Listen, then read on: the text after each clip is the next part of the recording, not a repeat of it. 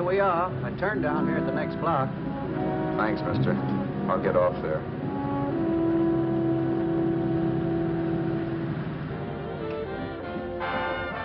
Want anything else? No. Hey, you. Me? Yeah, you. Where you heading? East. Too bad. I thought if you was heading north, I might be able to help you out. I'm pushing the Salt Lake, and I don't like to ride it alone at night. I'm one of those guys that got to talk or I fall asleep. Oh. Sure, now, my partner, he's got Lou to keep him company, but I ain't got nobody at all. Where you coming from? West. Yeah, sure, I know, but where, L.A.? Maybe. Got a cousin out in L.A. You don't say. Yeah, he's been out. You're not much of a talker, are you? My mother taught me never to speak to strangers. Oh, a wise guy. So what? Okay, okay, don't get sore. Just trying to be sociable, that's all. Hey, Glamorous. You change for a dime, will you?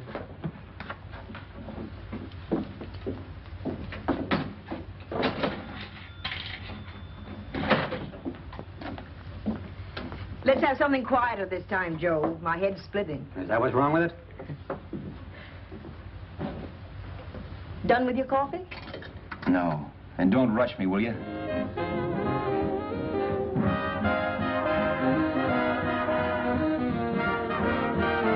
Hey, turn that off. Will you turn that thing off? What's eating you now? Yeah, what's eating you? That music, it stinks. Oh, you don't like it, huh? No, turn it off. Oh, wait a minute, pal. That was my nickel, see? This is a free country. And I play whatever I wanted. Sure. And if you don't like it, you don't have to listen to it. And you can leave here anytime you want to. Okay. I'm sorry I asked. First good piece played tonight and you don't like it. Some people just ain't got any good taste.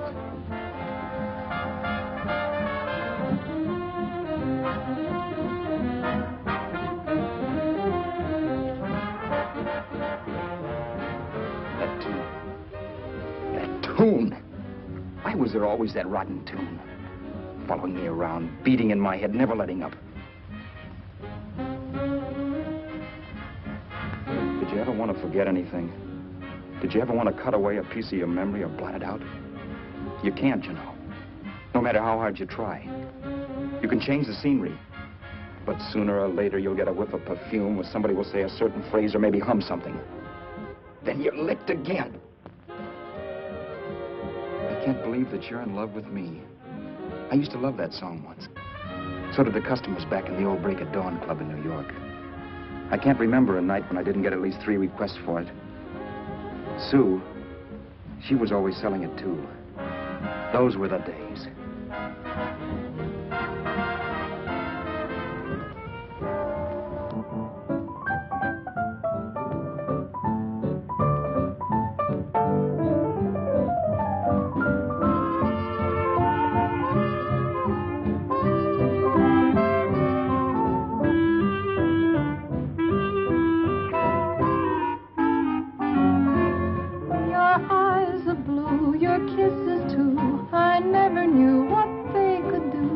I can't believe that you're in love with me. You're telling everyone you know that I'm on your mind each place you go. They can't believe that you're in love with me. I have always placed you far above me. I just can't imagine that you love me. And after all is said and done, to think that I'm the lucky one, I can't believe that you're in love with me.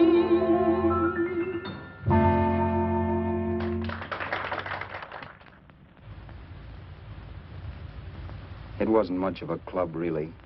You know the kind. A joint where you could have a sandwich and a few drinks and run interference for your girl on the dance floor. I pounded the piano in there every night from 8 until the place closed up, which usually meant 4 in the morning. A good job as jobs went in those days. Then, too, there was Sue, who made working there a little like working in heaven. But how we felt about each other, well, there was nothing very unusual in that. I was an ordinary healthy guy, and she was an ordinary healthy girl, and when you add those two together, you get an ordinary healthy romance, which is the old story.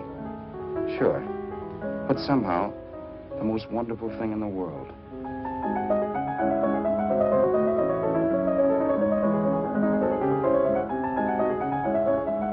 All in all, I was a pretty lucky guy.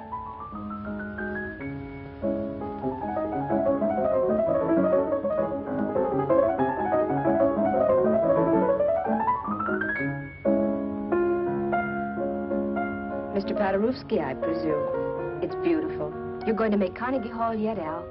Yeah, as a janitor. I'll make my debut in the basement. I don't blame you for being bitter, darling, but you mustn't give up hope. Why, someday... Yeah, someday. If I don't get arthritis first. In the meantime, let's blow this trap.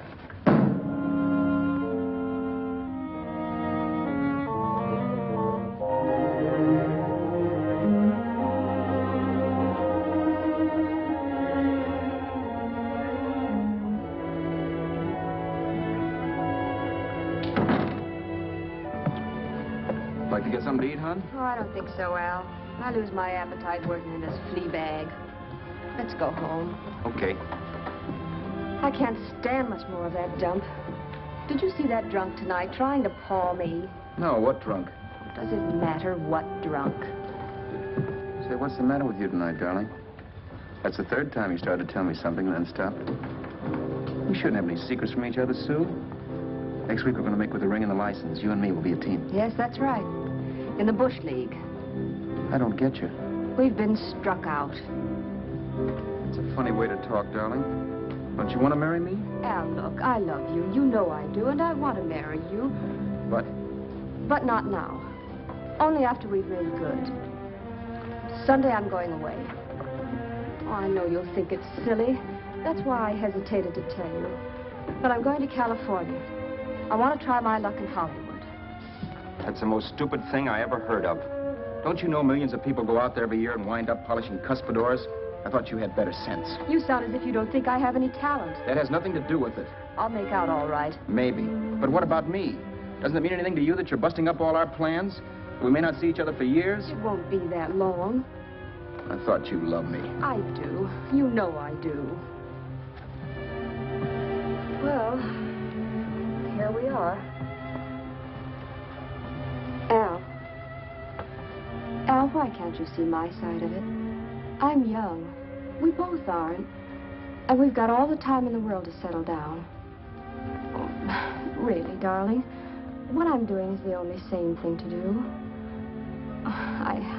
I hate the thought of being so far away from you, but we'll be together again someday. Maybe you'll decide to come out too later on. So long. Al, aren't you going to kiss me goodnight? Sure. Why not? Good night.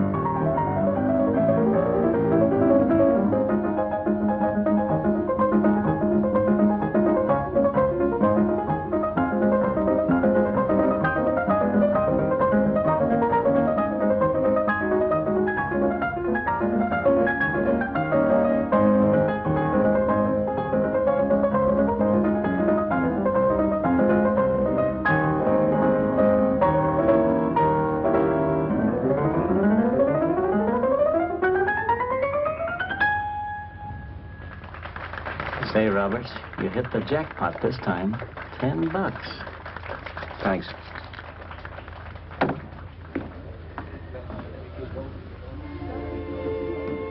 So when this drunk handed me a 10 spot after a request, I couldn't get very excited. What was it, I asked myself? A piece of paper crawling with germs. It couldn't buy anything I wanted. It couldn't... Then I thought of something.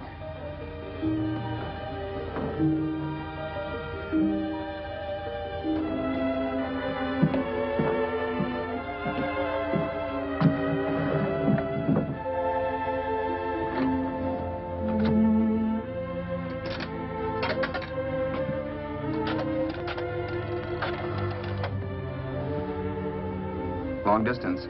I'd like to put a call through to Los Angeles. Miss Harvey. Sue Harvey, H-A-R-V-E-Y. The number is Crestview 65723.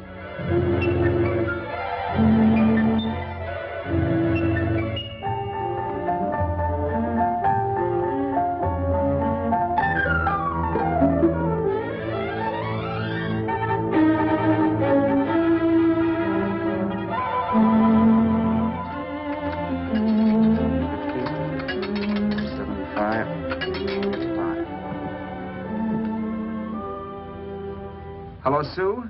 This is Al. Oh, baby, it's great to hear from you, too. What's that? You do? Oh, me too, darling. I thought I'd go batty without you. I just had to... Huh? You're working as a hashlinger? Gee, honey, that's tough. Those guys out in Hollywood don't know the real thing when it's right in front of them. You just stick it out, Sue, baby. Keep going around to those casting offices. I'm sure you'll click. Look, I'll tell you what. You stay put out there, I'll come to you. No, don't try to stop me. Just expect me. Train? Who knows? Train, plane, bus, magic carpet. I'll be there if I have to crawl. If I have to travel by pogo stick. And then, let's get married right away, huh?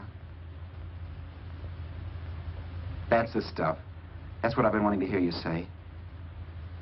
Well, goodbye for now. I'll be seeing you soon. Yeah. Bye. The only way I could cross country was to thumb rides. For even after hawking everything, I only had enough money to eat. Money. You know what that is. It's the stuff you never have enough of. Little green things with George Washington's picture that men slave for, commit crimes for, die for. It's the stuff that has caused more trouble in the world than anything else we ever invented. Simply because there's too little of it. At least I had too little of it. So it was me for the thumb.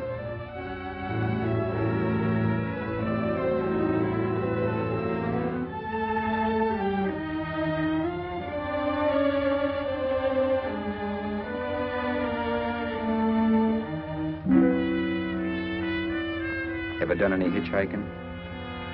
It's not much fun, believe me. Oh, yeah, I know all about how it's an education, how you get to meet a lot of people and all that. But me, from now on, I'll take my education in college, or in PS 62, or I'll send $1.98 in stamps for 10 easy lessons.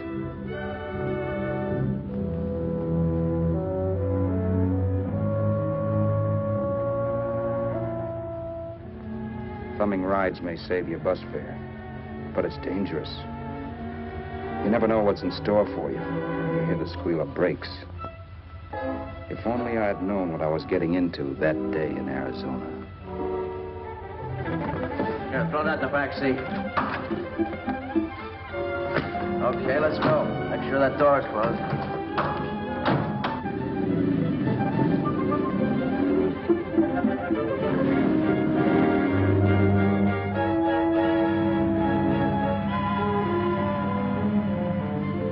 You know, Emily Post ought to write a book of rules for guys thumbing rides. Because as it is now, you never know what's right and what's wrong. We rode along for a little while, neither one of us saying anything.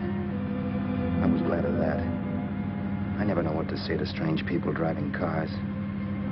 Then, too, you can never tell if a guy wants to talk. A lot of rides have been cut short because of a big mouth. So I kept my mouth shut until he started opening up. Hand me that little box, the compartment, will you, pal? Hold the wheel, will you?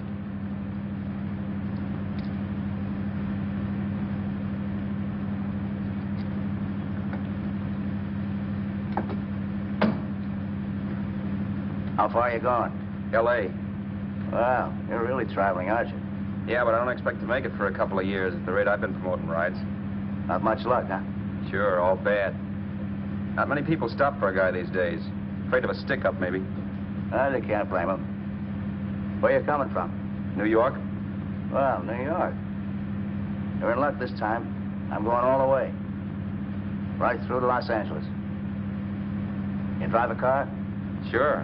Whenever you're tired, let me know. I'll holler. I guess at least an hour passed before I noticed those deep scratches in his right hand. They were wicked. 3 puffy red lines about a quarter of an inch apart. He must have seen me looking at them because he said, Beauties, aren't they? They're gonna be scars someday.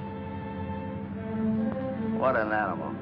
Whatever it was, it must have been pretty big and vicious to have done that. Right on both counts, New York. I was tussling with the most dangerous animal in the world. A woman. She must have been Tarzan's mate. Looks like you lost the bob. Certainly wasn't a draw. You know, there ought to be a law against dames with claws. Yeah. I tossed her out of the car in her ear. Was I wrong? Give a lift to a tomato, you expect her to be nice, don't you? Yeah. After all, what kind of dame son rides? Sunday school teachers? Yeah. A little witch. She must have thought she was riding with some fall guy. And me, who's been booking horses around racetracks since I was 20. I've known a million dames like her. 2 million. Yeah. Stopped the car, opened the door. Take it on the yard to Duffy's sister, I told her. That's the stuff. As I was done, huh? But if you want to see a real scar, brother, get a load of this. Wow. I got that one dueling. Dueling? Yeah, we're just kidding, of course. My dad owned a couple of Franco-Prussian sabers. Kept them on the wall for decorations. Well, one day, the kid and I took them down when the old man wasn't around. Had a duel.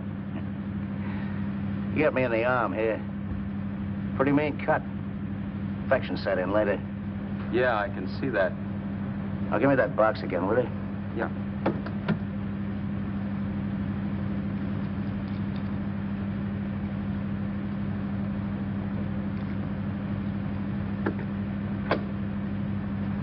Pain made me lose my head, I guess. I began slashing. Before I knew it, I'd put the other kid's eye out.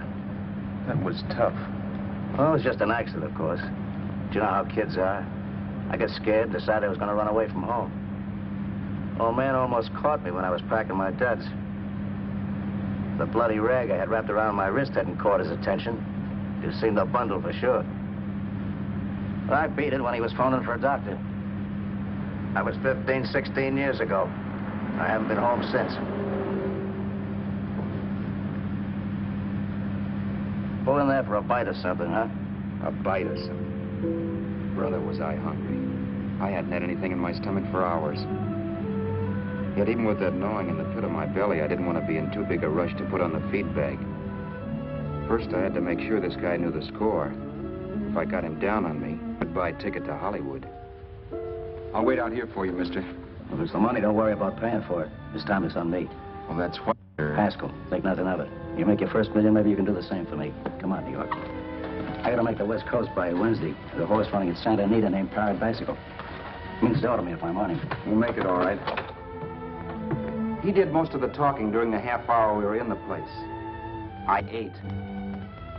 He rambled on about his old man, whom we hadn't heard from since he ran away as a kid. And how he happened to become a bookie. And then all about how he got rooked in Miami. One race, 38 grand. They cleaned out my book. How do you like that?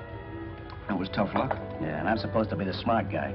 Well, you just wait. I'm going back to Florida next season with all kinds of jack. And you watch those stinkers run for cover. Want anything else? No, thanks. I've had plenty.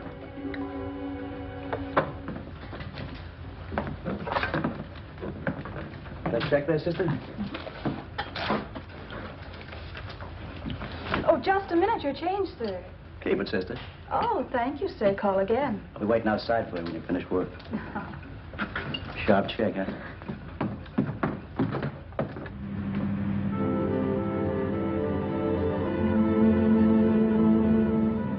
up all that night while Haskell slept like a log. After a while, I began to get sleepy myself. I was happy, though. Soon I'd be with Sue again. The long trip was practically over, and there'd be no more hoofing it down the concrete. I began to think of the future, which couldn't have been brighter if I'd embroidered it with neon lights. It was nice to think of Sue shooting to the top. It's amazing what a full belly can do to your imagination.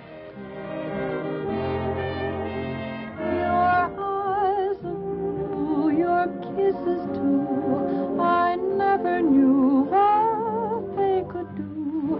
I can't believe that you're in love with me. You're telling everyone you know I'm on your mind each place you go. I can't believe that you're in love with me.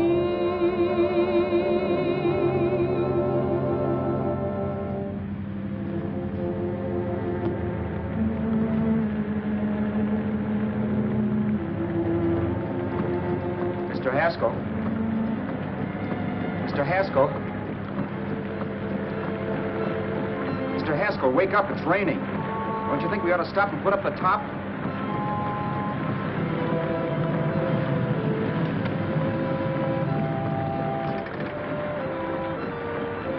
Mr. Haskell, I'm going to put up the top.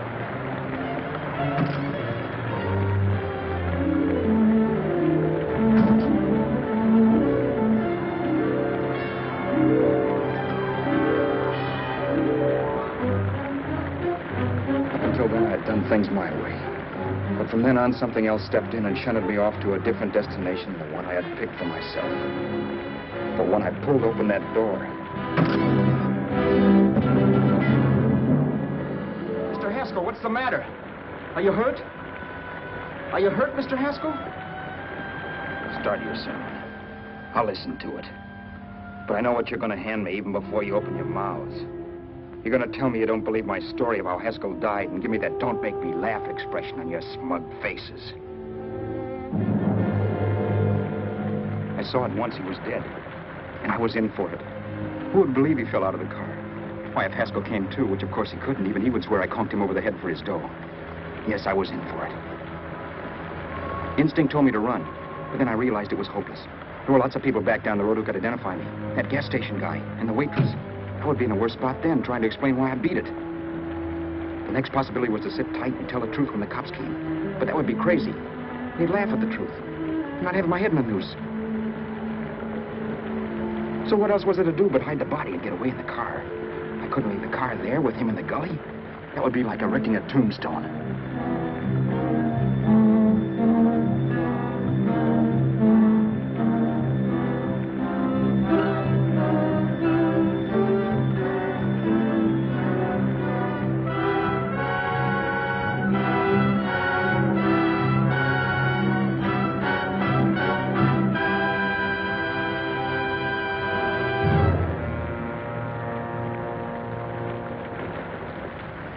My idea was to cover him with brush, not to rob him. But then I remembered that even if I only drove the car for 100 miles or so, I would need money for gas. Besides, it was stupid of me to leave all that money on a dead man. Not only that, I'd have to take his driver's license in case I was stopped for something. I didn't like to think about it, but by that time I'd done just what the police would say I did, even if I didn't. My clothes. The owner of such an expensive car would never be wearing them. Some cop might pull me in on suspicion.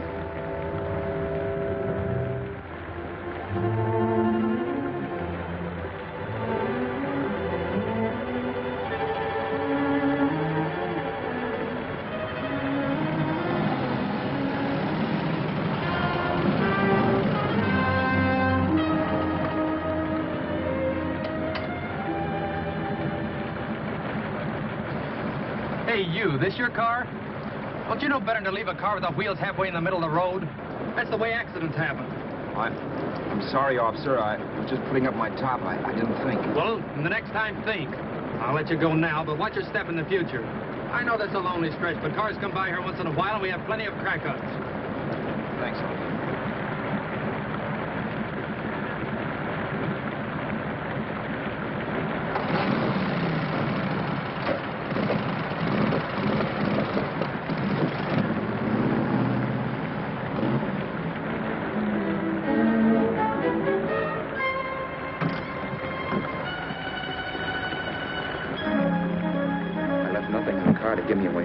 guns. If they found a dead man in the gully now, it would be me.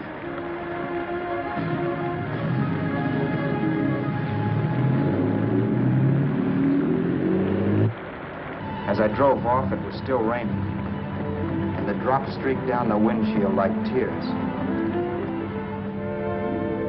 I kept imagining I was being followed and that I could hear sirens back in the distance. Just how long it took me to cover the 60-odd miles to the California state line, I don't know. I lost all track of time. But the rain had stopped and the sun was up when I pulled up to the inspection station. Hello? Carrying any fruits or vegetables? No. Any livestock or poultry? No. I'd like to see your registration and driver's license, please. Anything in the baggage compartment? Just baggage.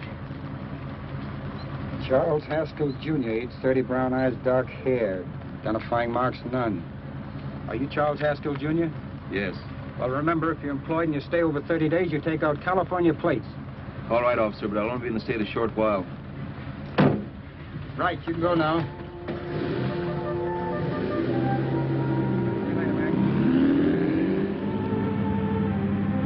I couldn't drive any farther without some sleep. Cops or no cops, I knew I had to hit the hay and hit it hard. I was dead tired.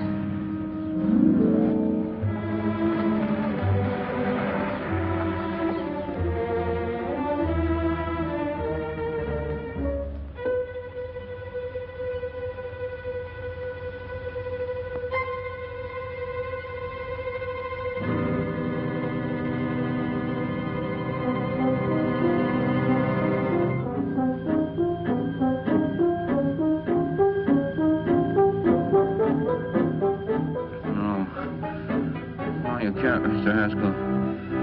No.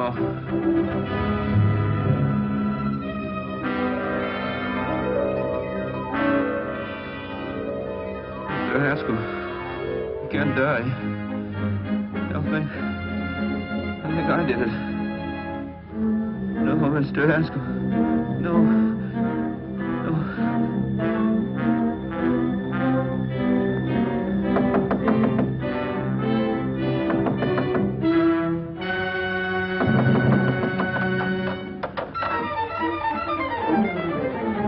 Who's there?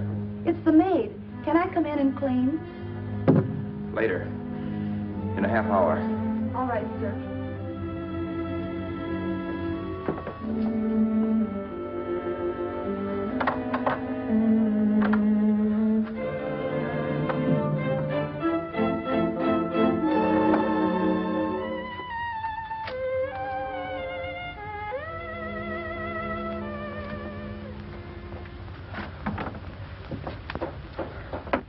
There was no time to lose.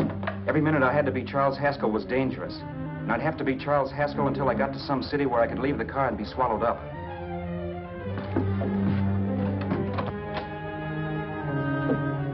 That meant driving the car as far as San Bernardino, maybe even to Los Angeles. In a little town, I might be noticed, but in a city, I should be safe enough. Then, after I ditched the car, I could go on to Sue. But those 5 minutes at the state line made me realize it might be a good idea to find out a little bit about Mr. Haskell. Then if anybody asked me questions, I could give the right answers. The first thing I found out was that I had $768. This was a lot of jack, but believe me, it was the kind of money I'd rather not have.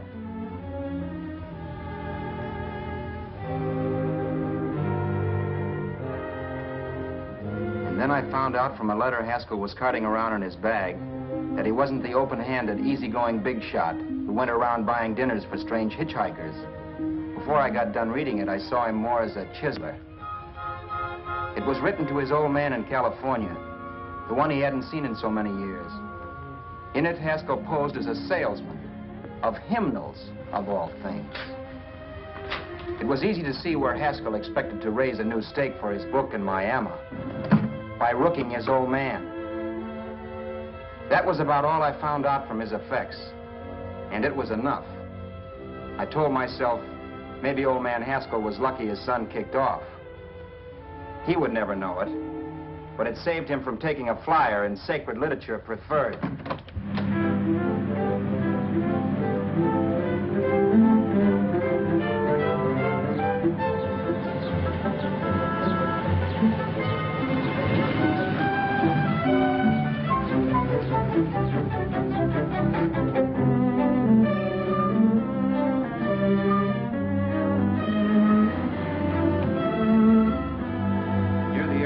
Desert Center, I pulled up for water.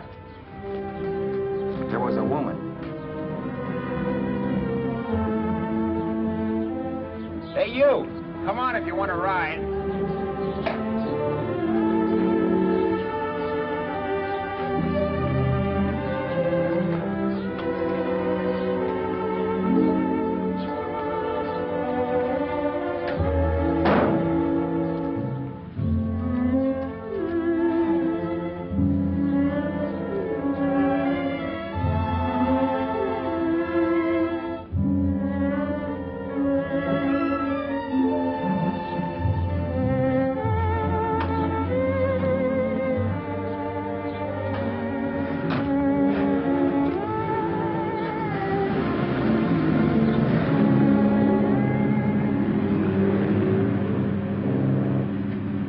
How far are you going?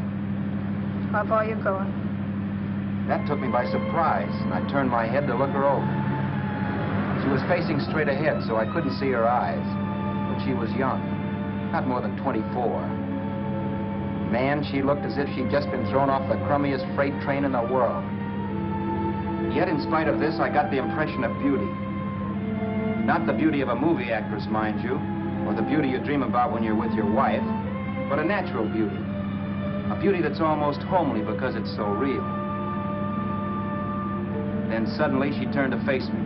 How far did you say you were going? Los Angeles? L.A.? L.A.'s good enough for me, mister. That's what I was afraid of. What'd you say?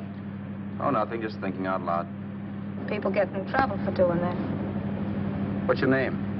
You can call me Vera if you like. You live in Los Angeles? No. Where are you coming from? Oh, back there. Needles? No. Oh, sure, Phoenix. You look just like a Phoenix girl. Are the girls in Phoenix that bad?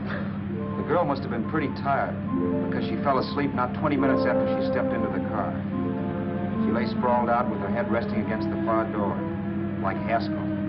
I didn't like that part of it much, but I didn't wake her up. It wasn't that this girl still worried me.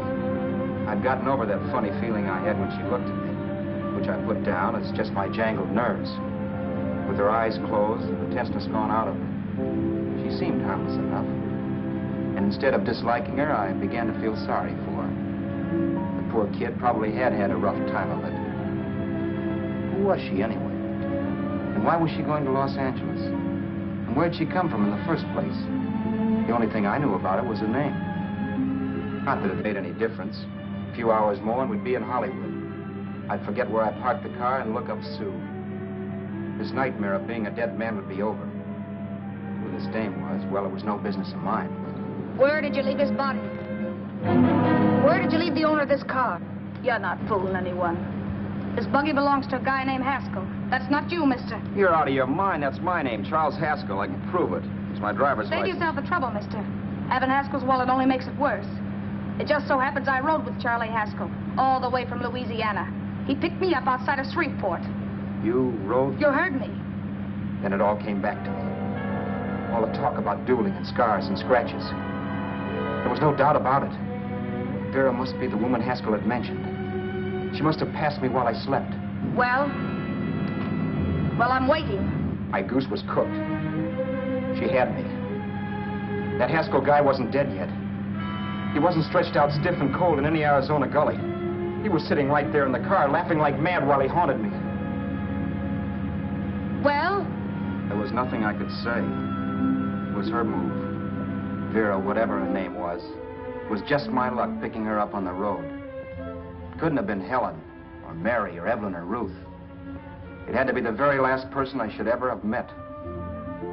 That's life. Whichever way you turn, fate sticks out a foot to trip you.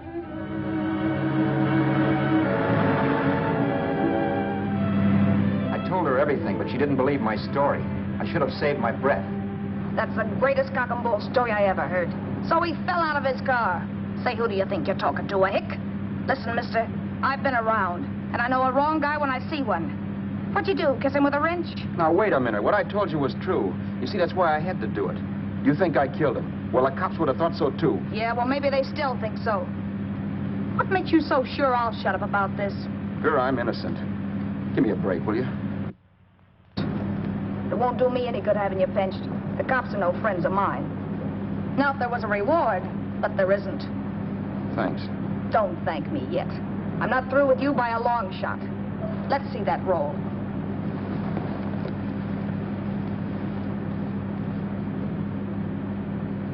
Is that all Haskell had? Isn't it enough? No, I thought he had more. Not that I know of. You can search me if you think I'm holding out on you. Well, maybe I will at that. He told me he was going to bet $3,000 on a horse named Paradisical on Wednesday at Santa Anita. He was stringing you along. He meant 300. Maybe. Sure, $3, 300. He was a piece of cheese, a big blowhard. Listen, mister, don't try and tell me anything about Charlie Haskell. Remember, I knew him better than you did. Okay, then you knew he was a four-flusher. That explains the $3,000 bet. I'm not so sure he didn't have that $3,000. Why should I believe you? You got all the earmarks of a cheap crook. Now, wait a Shut minute. Up. You're a cheap crook and you killed him. For 2 cents, I'd change my mind and turn you in. I don't like you. All right. Don't get sore. I'm not getting sore, but just remember who's boss around here. If you shut up and don't give me any arguments, you'll have nothing to worry about.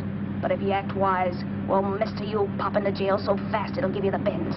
I'm not arguing. Well, see that you don't. You know, as crooked as you look, I'd hate to see a fella as young as you wind up sniffing that perfume that Arizona hands out free to murderers. I'm not a murderer. Of course you're not. Haskell knocked his own head off. He fell, that's how it happened, just like I told you. Sure, and then he made you a present of his belongings. I explained why I had to do that. Doesn't make a difference one way or another. I'm not a mourner. I liked Haskell even less than I like you.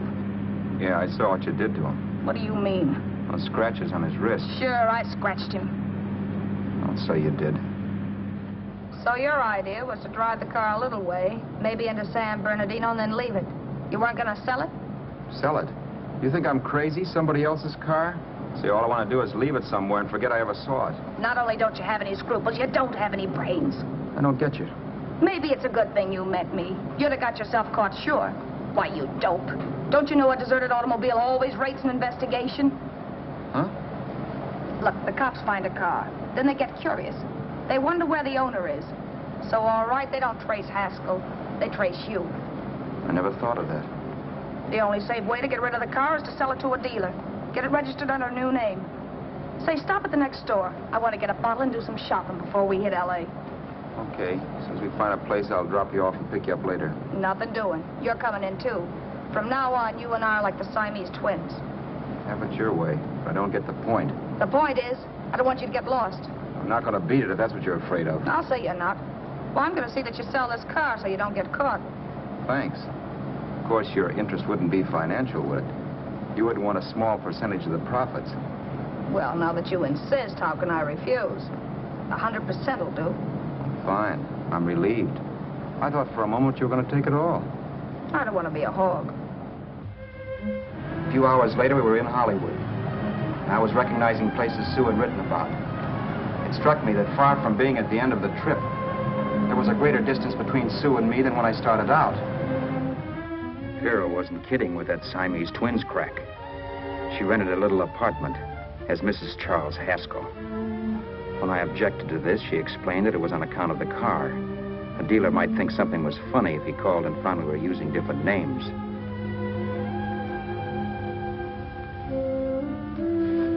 Home, sweet home. Yeah. Not bad either.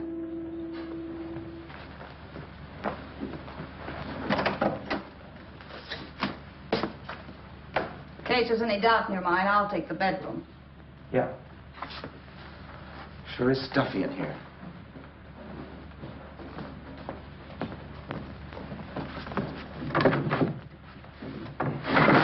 Keep the window shut. Okay. The old crow downstairs said there's a folding bed behind this door.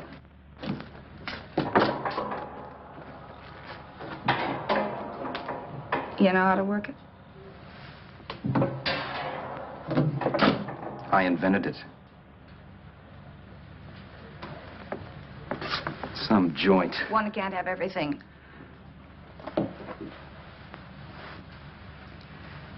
I'm first in the bathtub. I don't know why, but I figured you would be.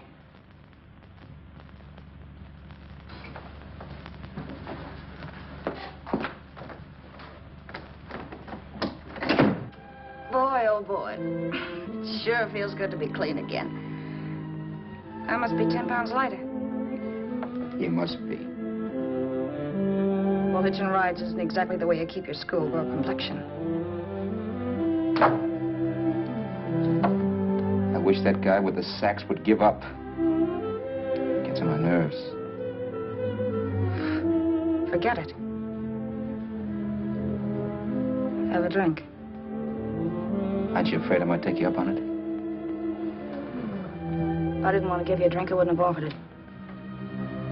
Why be a sorehead, Roberts? You got yourself into this thing. You should be grateful I'm not turning you in. Why, if I wasn't regular, you'd be in the pen this minute, being photographed, fingerprinted, and being pushed around by the cops. So cheer up. Get rid of that long puss. Or is your conscience bothering you?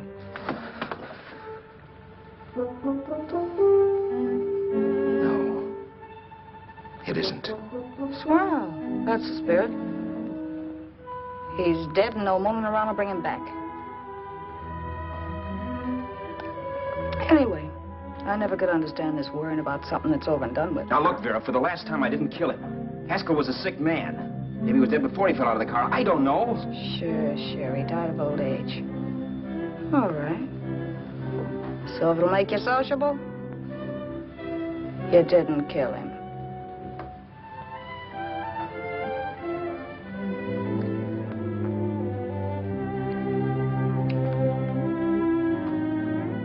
Thanks.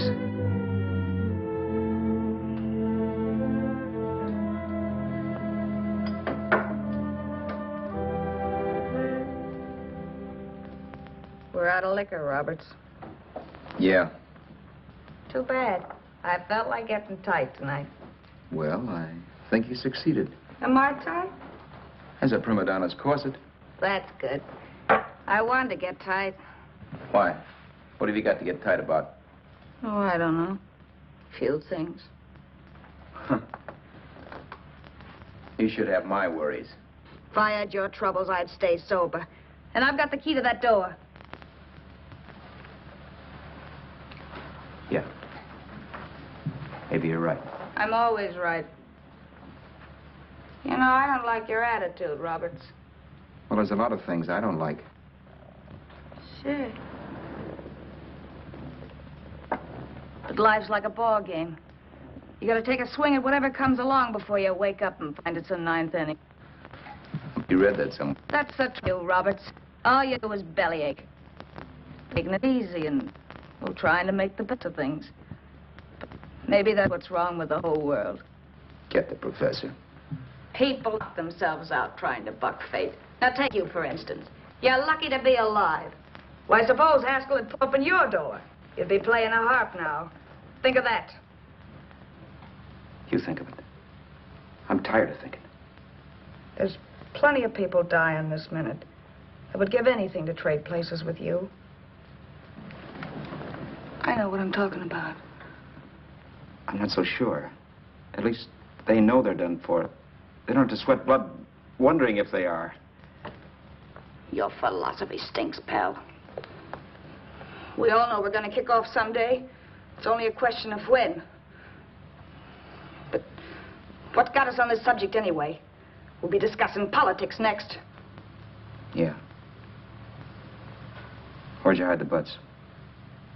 On the table, sucker.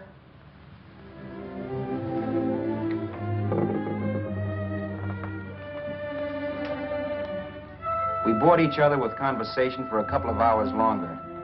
Every 5 minutes, one of us was wishing we had another bottle or a radio or something to read. Then finally, we ran out of chatter. I know it's only 11 o'clock, but I want to get up early and make the rounds of the used car lots. No hurry about that. We've got all the time in the world. Maybe you have, but if you think I want to stay cooped up in this place any longer than I have to, you're batty. It's not a bad place. Pay plenty for diggings like this in New York. I wouldn't like it if it was the Ritz.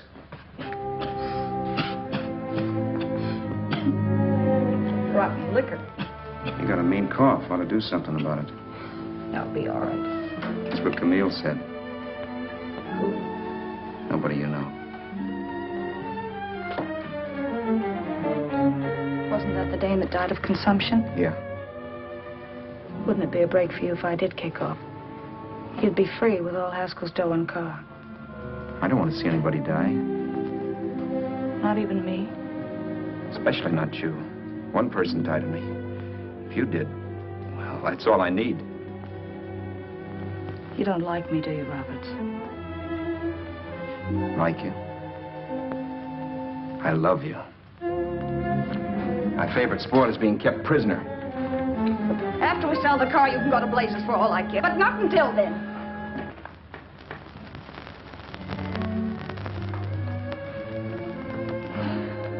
I'm going to bed.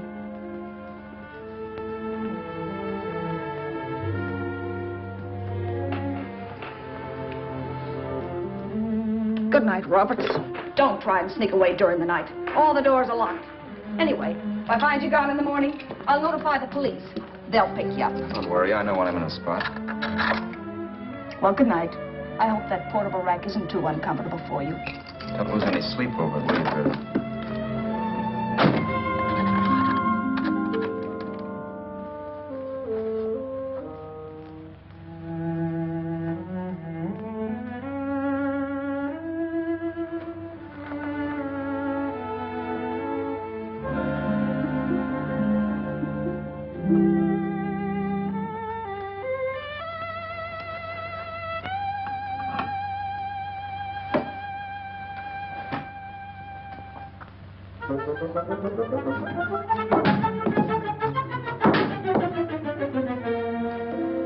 Crisview.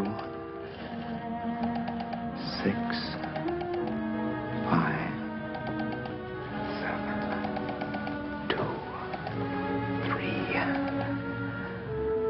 Hello? Hello? Hello? Hello?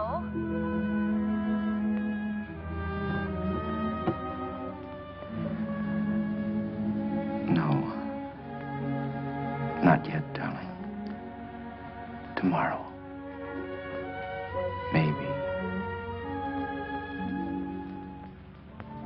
If this were fiction, I would fall in love with Vera, marry her and make a respectable woman of her, or else she'd make some supreme Class A sacrifice for me and die. Sue and I would bawl a little over her grave and make some crack about there's good in all of us. But Vera, unfortunately, was just as rotten in the morning as she'd been the night before. All right, I'm coming. Look, Vera, it's almost noon. So what? The dealers will be there all day? They'll be there all year, too, but it doesn't wait that long. Shut up. You make us like a husband. Well, do I rate a whistle? You sure do, but let's go. Let's go, let's go. I spent $85 and 2 hours preparing bait, and all you can say is let's go. Come on.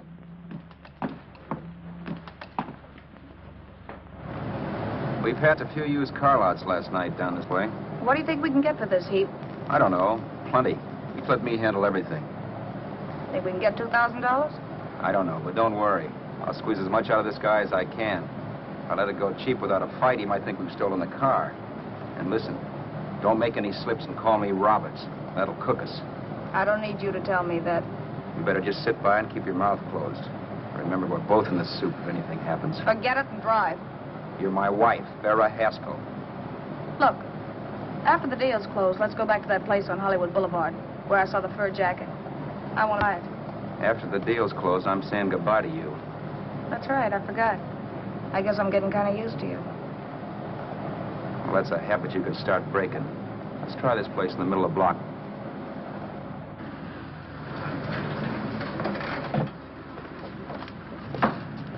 Good afternoon. What can I do for you? We're interested in selling a car. If the price is right. Well, if it's in good mechanical condition, it should blue book for about $1,600. Tony, take a look at this motor. 1,600. Are you kidding?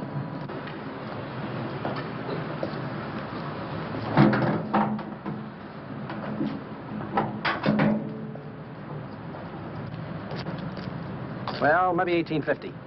Before I let it go for 1850, I'll wreck it and collect the insurance first.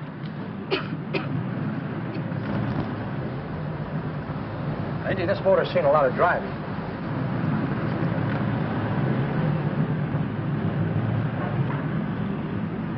Well, the mechanic inspected the car.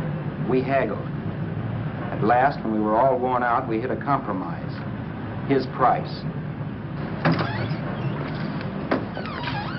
Okay, it's a deal. All right, come in. We'll sign the papers. I have the ownership papers right here with me. Look, Vera, in the meantime, will you clean the dash compartment? There may be some stuff in it. All right, darling. $1,850. That dirty crook.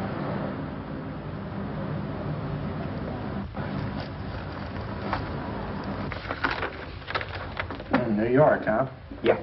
But you bought the car in Miami. Yeah. Well, now let's see about the insurance. We can either have it transferred or canceled. What kind of insurance do you have, Mr. Haskell? Well, aren't all the papers there? I don't see any. Surely you know what type of insurance you carry in the car. The name of the company? Yeah, but, Well, if you'll just tell me the name of the company, I'd be very glad to take care of all the details. well, Did you sign the papers yet? not yet. Well, don't. We're not selling the car. Well, wait a minute, Mrs. Haskell. Come on, darling. What's the matter? You changed your mind? Yes, I'm sorry. I guess I have. But, Vera... Let's go.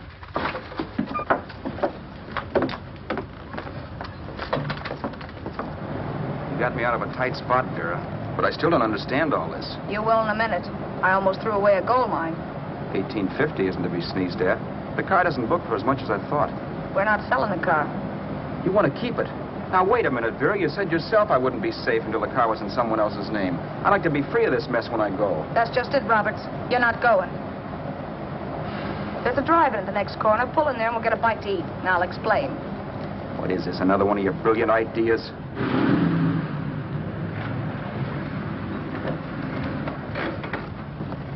Oh, I take your order. Make mine a ham sandwich and coffee. And for you, sir? Oh, I don't care. The same. Thank you.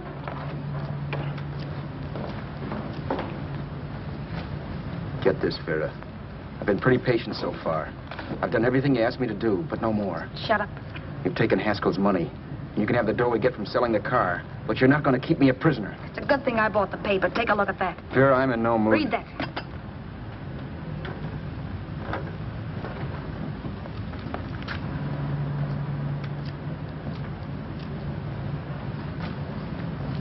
No. Yes. No, I won't do it. Yes, you will. You think I'm crazy? It's impossible, I tell you. Excuse me.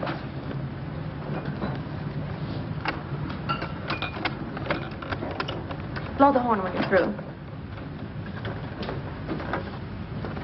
No one could possibly get away with an act like that. It'd be wise to me in a minute. Don't be yellow. You look enough like him. The same coloring and the same build. See how his clothes fit you? No kidding, you almost had me fooled for a while. Oh, grow up, Vera. Don't you think a father knows his own son? And there must be other relatives. The father won't have to know you. We'll wait till he gives up the ghost. He's an old geezer and he won't pull through. And as far as other relatives are concerned, they haven't seen you in 15 or 20 years. Eat. I'm not hungry. And I won't do it. It's not as tough as it sounds. Remember, you've got all kinds of identification. His car, letters, license. I could never get away with it. It's the stupidest thing I've ever heard. The old boy has scads of dough. Look in the paper there. Personal fortune assessed at over $15 million. He'll leave plenty, I tell you. Maybe he cut off his son. How do we know? It's out, Vera. I won't have anything to do with it. I think you will. Look, Vera, I'll do anything within reason. But not that. So forget it. Find yourself another stooge. You sap. You'll be fixed for the rest of your life as Charlie Haskell. You can take your inheritance and go away. No more worrying about the rent, no sweating, scheming, wondering where your next meal's coming from. Think about that, Roberts. Vera, please, you're talking too loud. On this, I'm splitting 50-50 with you. Sure, why not? We're both alike, both born in the same gutter. Now, take it easy, Vera. There's people around here. You don't know what you're talking about. We'll wait till we read that old man Haskell's dead. Then you show up. Like you read in New York that he was sick. No. Suppose he doesn't die. He will. I know he will. Something tells me. But as much as I insisted I would have no part of her scheme, Vera was taking it for granted I would. Neither of us had our mind on the cards as we played that night. I knew we were just trying to kill time between newspaper editions. This was a death watch for Vera. Maybe it was for me, too. Don't you realize if I'm caught, they'll want to know where I got the car and stuff, and they'll have me on a murder charge. If you're smart, you won't get caught. I knock for 7. And if I'm caught, don't you realize you'll be out, too? 18 points, that gives me 30. How will I be out? You'll be out $1,850 we would have gotten on the car. Really, Vera, you'd be an awful chump if you threw away all that dough on a dizzy long shot. Let me sell the bus tomorrow. With the money it'll bring and what you've already got, a clever kid like you can run it up in no time. Then we'd both be in the clear. I'll be in the clear anyway. Maybe. Maybe. But if I got caught, I'd get good and sore at you, you know. You mean you'd squeal? Oh, no, not squeal exactly. Never mind what you meant. Even if you did tell the cops I was in on it with you, what could they do to me? They might give me the same medicine they gave you. Yeah. A rope.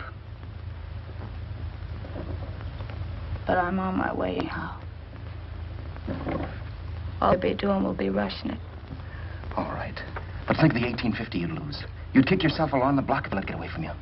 I'll take the chance.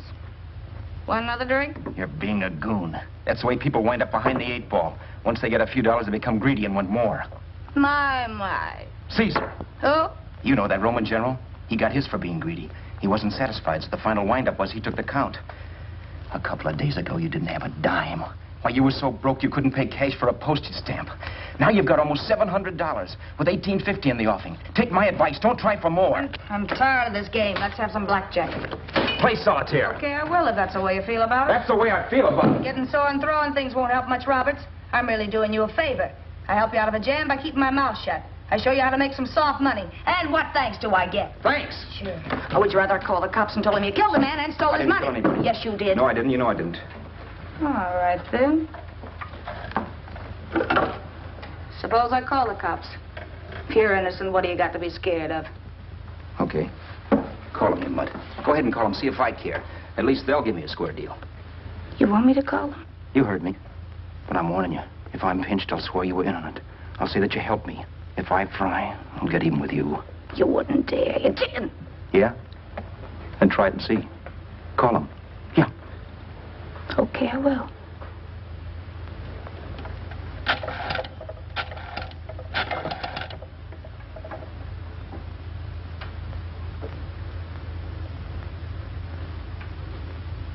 Information? I want the number of the Hollywood police station. Okay, I got it. Thanks. Wait a minute, Vera. You wouldn't do that. Well, wouldn't do that, and I'll show you if I would. Take it easy now. Let's talk this over. This was early in the evening, and the conversation, while hectic, was at least pitched low. But as the minutes passed, and more obstacles to her plan popped into my head, the air got blue. Each word coming from our lips cracked like a whip.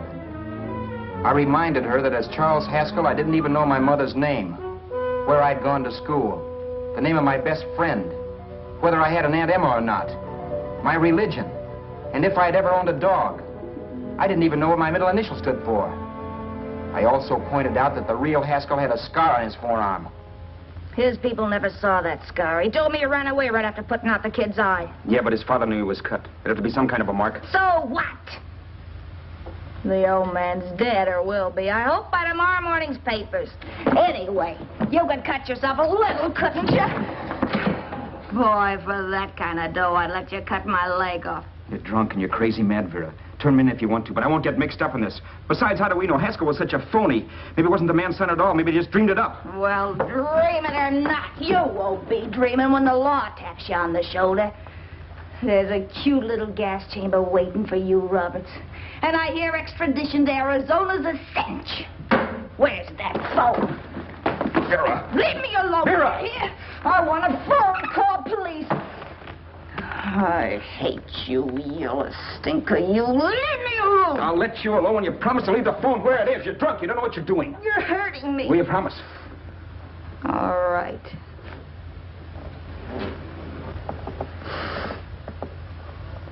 You hurt me. I'm sorry, but... And it's hot in here. Open up a window. It's not hot. Don't tell me. Now, do you do it or do I do it? You're no gentleman, see? Yeah. All right. I'll open up the window.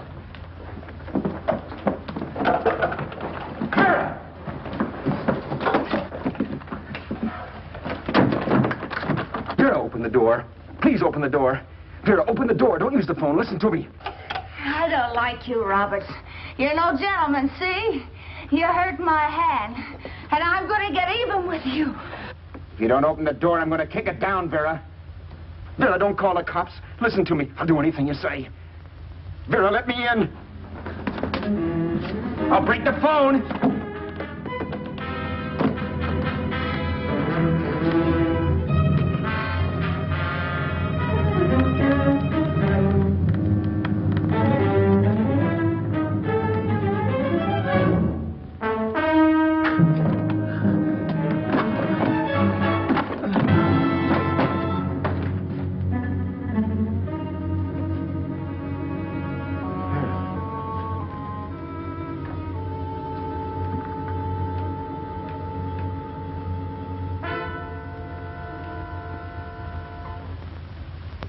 The world is full of skeptics. I know. I'm one myself. In the Haskell business, how many of you would believe he fell out of the car? And now, after killing Vera without really meaning to do it, how many of you would believe it wasn't premeditated? In a jury room, every last man of you would go down shouting that she had me over a barrel and my only out was force. The room was still. So quiet that for a while I wondered if I had suddenly gone deaf. It was pure fear, of course. And I was hysterical, but without making a sound. Vera was dead, and I was her murderer. Murderer? What an awful word that is. But I'd become one. I'd better not get caught. What evidence there was around the place had to be destroyed. And from the looks of things, there was plenty. Looking around the room at things we'd bought was like looking into the faces of 100 people who'd seen us together and who remembered me. This was the kind of testimony I couldn't rub out. No. I could burn clothes and hide bottles for the next 5 years. There'd always be witnesses. The landlady, for one. She could identify me. The car dealer, the waitress in the drive-in, the girl in the dress shop, and that guy in the liquor store. They could all identify me. I was cooked. Done for. I had to get out of there.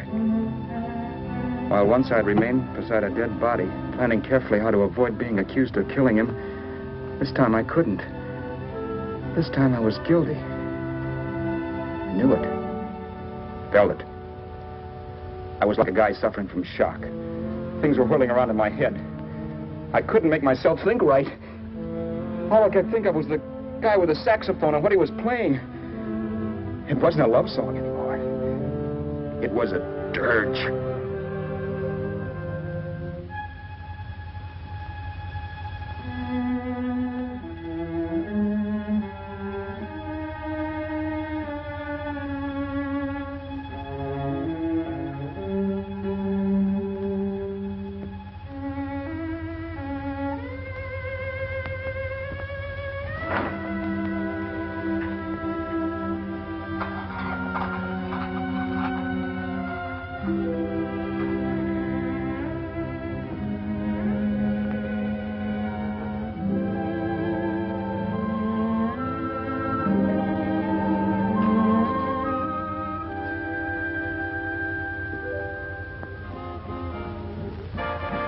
My problems weren't solved.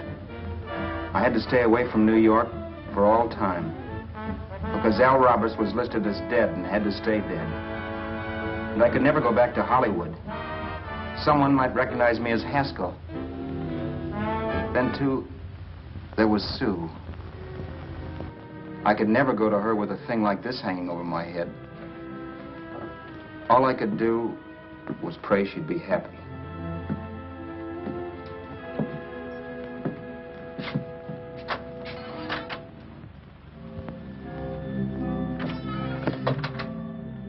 I was in Bakersfield before I read that Vera's body was discovered, and that the police were looking for Haskell in connection with his wife's murder. Isn't that a laugh? Haskell got me into this mess, and Haskell was getting me out of it. The police were searching for a dead man. I keep trying to forget what happened, and wonder what my life might have been if that car of Haskell's hadn't stopped. But one thing I don't have to wonder about. I know. Someday a car will stop to pick me up that I never thumbed.